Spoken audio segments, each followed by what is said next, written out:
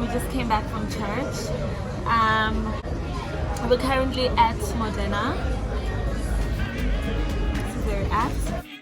The place looks absolutely amazing. It's got a Cape Town feel to it, without the views, of course. The starters, amazing. The service, I would definitely give them a 7.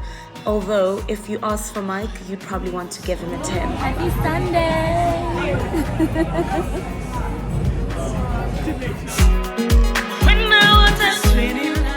The rain is here, finally. It's been super hot in Johannesburg.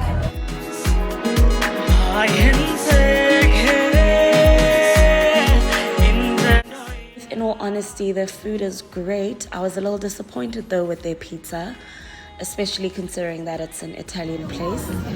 The pastry was a bit undercooked, but they did of course make up for it by giving us a complimentary pizza. All in all, I would give the restaurant a 7.